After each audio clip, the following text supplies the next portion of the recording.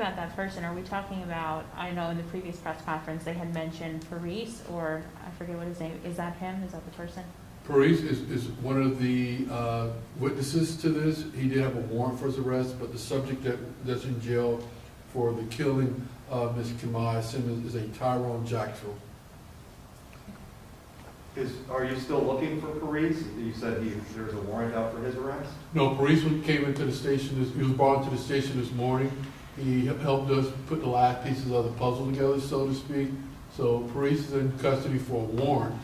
Jackasal in custody for the second-degree murder.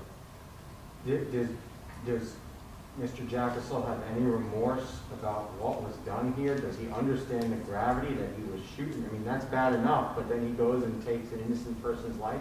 Does he understand? Has he made any indication that he understands the gravity of what he's done?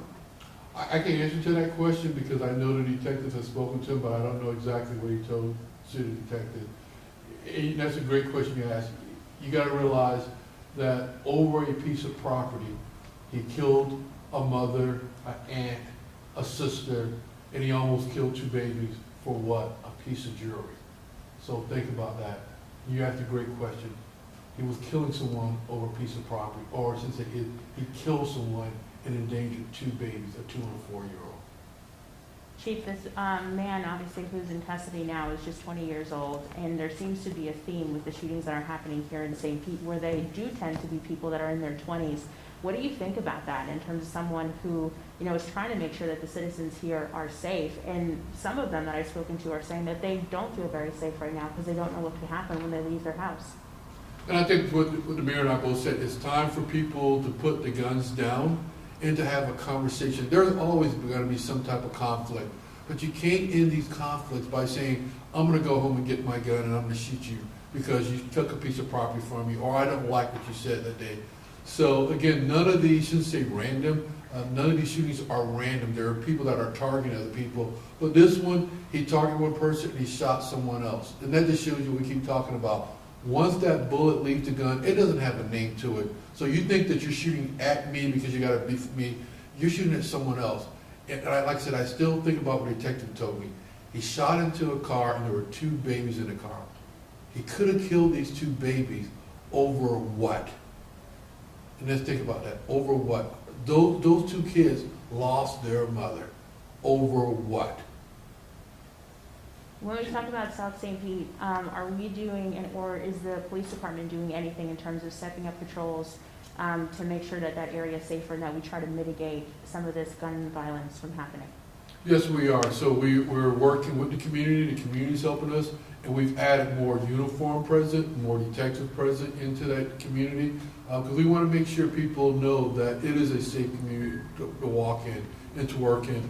And if they see something, hear something, call it in because we want to make sure that everyone gets a chance to enjoy life just like anyone else. Chief, can you talk very briefly about the community support, people coming forward? I mean, obviously, you had tips that led to this arrest. The community's had enough of this. So I can tell you prior to this conference, I had a meeting with some community people. Tomorrow I have another meeting with some ministers from the community. The next day I have a meeting with the Urban League. So everybody's coming together. This incident really, I want to say, woke us up. We were aware of what was going on, but we're now knowing that we have a problem that we need to address as a community. South St. Pete is safe, but we got some issues that need to be addressed. We've got some people that need to learn how to communicate with each other without using a gun. So that's what we got to look at. And as a community, police can't do it by themselves. And I was very happy today talking to the communities. They're saying, hey, Chief, you guys can't do this by yourself. We as a community have to come together and address this. And we're going to do that. We're going to bring some programs forward that we're going to be looking at. How can we help these young men and young women resolve the problem instead of pulling a weapon on each other? Mr. Jackasal is listed here as a gang member. Do you believe that affiliation was germane to this particular conflict? Again, I don't know enough about that because I don't know if because it was over robbery. So what was that robbery? You want to say it's gang related? I'll let you say it's gang related. I'm just going to say that is linked to 2 people having a beef. Now they're both from different parts of town, so to speak. They're both I don't know if the other person was a gang member. I know Jackasal is a gang member, so again, it's a beef. How are you, I guess just how are you feeling right now, Chief? It's April. I mean, it's been a difficult 2021 so far. How are you feeling today, just in light of, I guess, the news of the arrest, but the work it sounds like you think is ahead of you in the city? As a police chief, I can tell you I feel good with the work that the men and women are doing here, because we've had 13 homicides and we've solved 12 out of 13. 13's too many, one's too many, but I'm very happy with the work that police officers are doing. The other thing is I'm very pleased with the community coming together.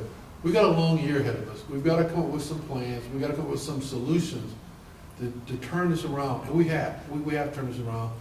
We've been doing it for the past 7 years, but we've got to figure out how do we work with our community, whether it's South St. Pete, just the community as a whole. How do we tell people to put the guns down and let's have a conversation?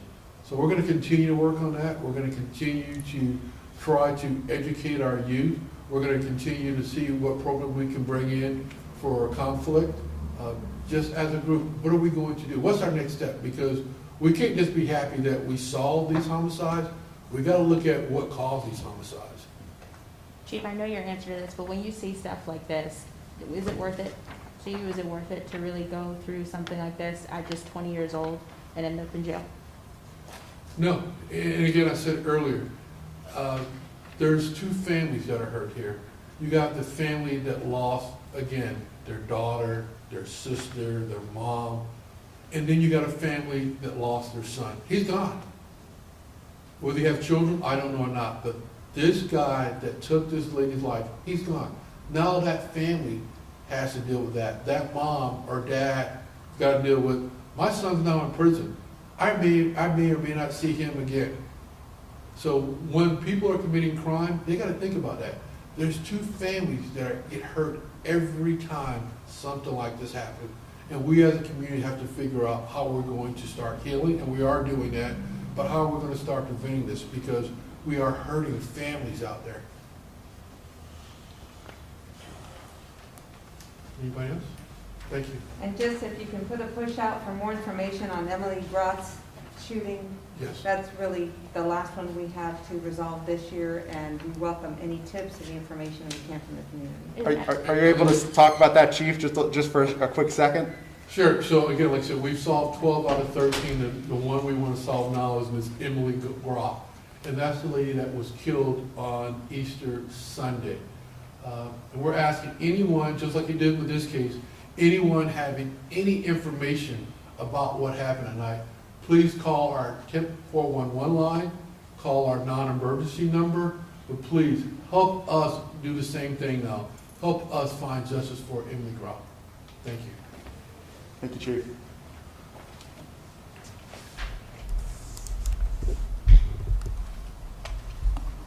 I think the Times is coming a little bit late, Chief. They're coming a little out before. So I wasn't the only one. Oh, no.